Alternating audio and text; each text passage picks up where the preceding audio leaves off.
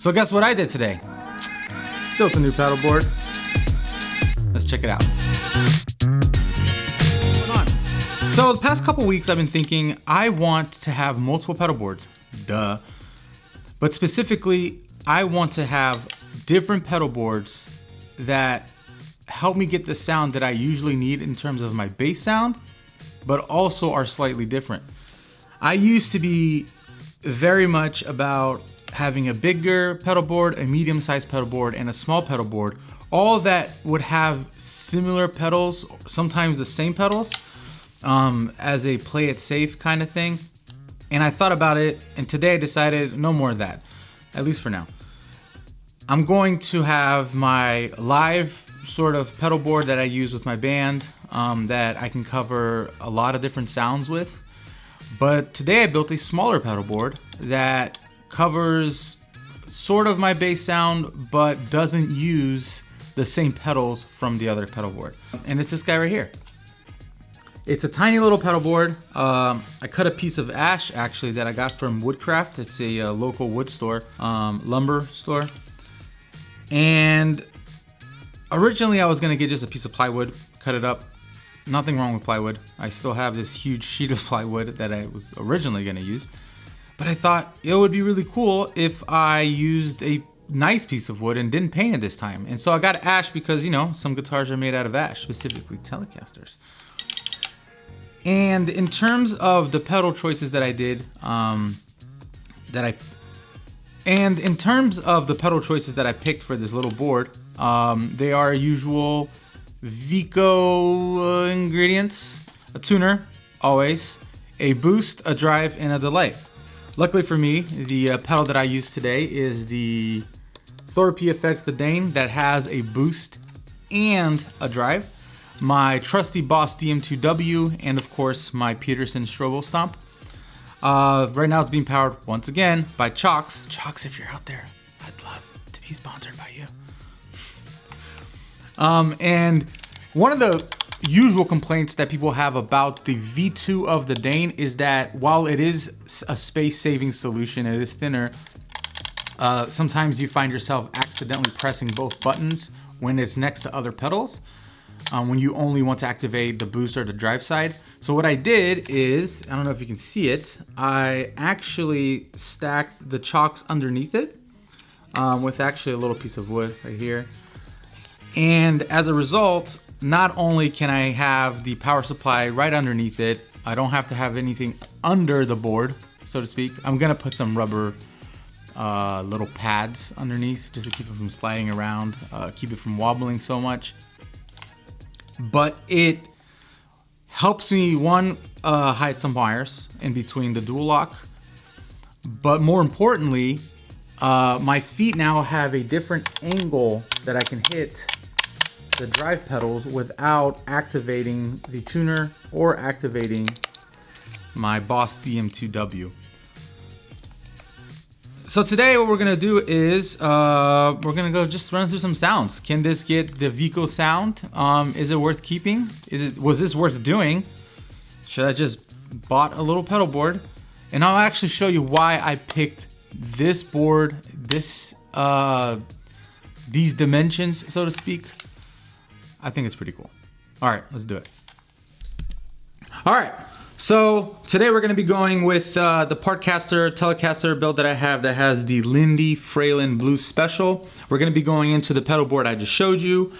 I'm gonna run through some clean sounds, delay sounds, the drive, boost, drive and boost.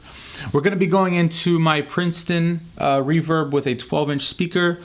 I have it mic'd up with two SM57s, one directly in the center, and one slightly also aimed at the center, but a little off axis at an angle. Gives it a softer, warmer sound as opposed to the spiky one. I'm not gonna do any processing to the sound. It's gonna be just SM57 into Logic Pro. I'm using an RME Fireface UCX2, which I love. It's great. So yeah, this is what it sounds like.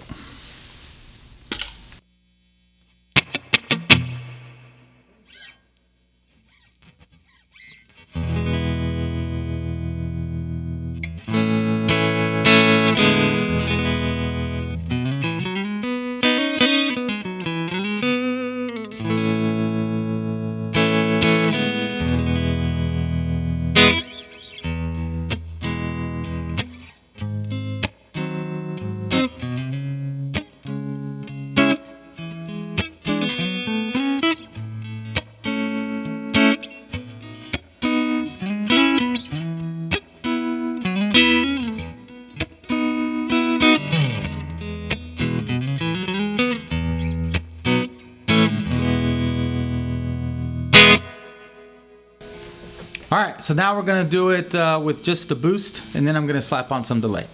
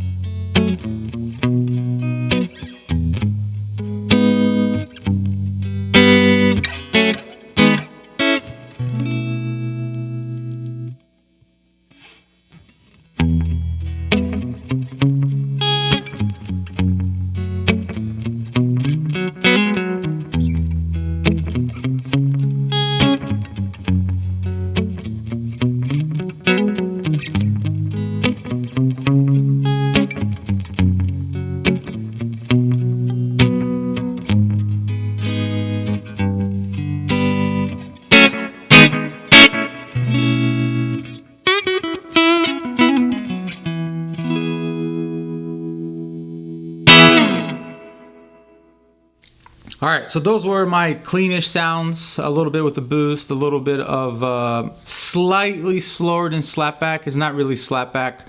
I like to give it just enough space so it doesn't sound too much like a room reverb. Sometimes if your slapback is too noticeable, it gives you this faux room reverb sound, which is nice sometimes. It's really nice in solos. But I like it where if I'm just playing, some lead, or if I'm playing, a couple licks, it's not very noticeable. But when I start playing a little slower, it comes out. It's my favorite, I think, DM2W setting, DM2 setting, in general for delays, really. All right, so now we're gonna keep the delay as is, but we're gonna do a little drive, maybe some blues.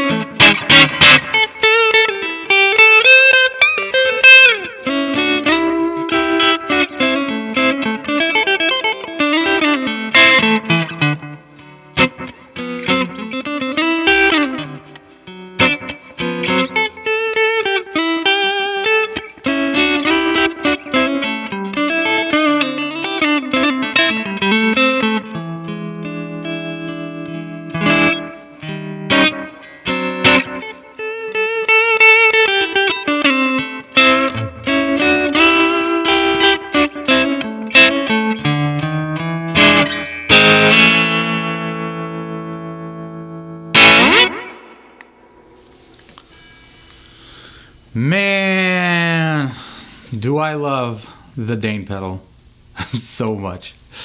I've said that in some other videos. It's not the most, whoopsies. It's not the most versatile pedal in terms of it's got those classic sounds, but the sounds that it does have are versatile. I can just get so much done with this pedal. It's crazy. So some higher gain. This is probably the highest sort of gain settings that I usually go, unless I have another drive like a tube screamer, just to give it that gnarlier, or a Klon, give it that gnarlier crunch. But I never really go above that. I'm not a high gain metal guy at all. Not that I don't like the music. I just don't play that way. So yeah, let's try it out.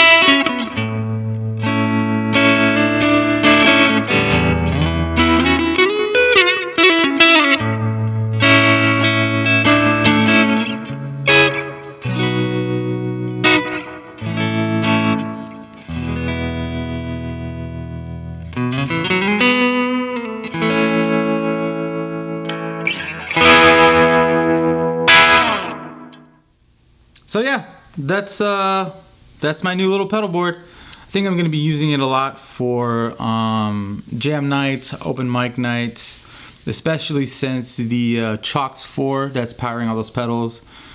If you haven't watched some of my previous videos, the reason I really like it is because I can power it with a power bank. Just takes USB-C in, or if you have a pigtail power supply that's 18 volts or higher, I think between 18 and 24. You can power it safely. It's great. I mean, it is just such a good power supply. I cannot recommend it enough. And as you can see, it doesn't take up much space. So yeah, that's let's wrap up this video. Do you guys have a sort of small pedal board that you guys like to use? I usually like to use a Rockboard 2.0, but this one's even smaller. What do you use your little pedal boards for? Talk to you guys next time. Bye.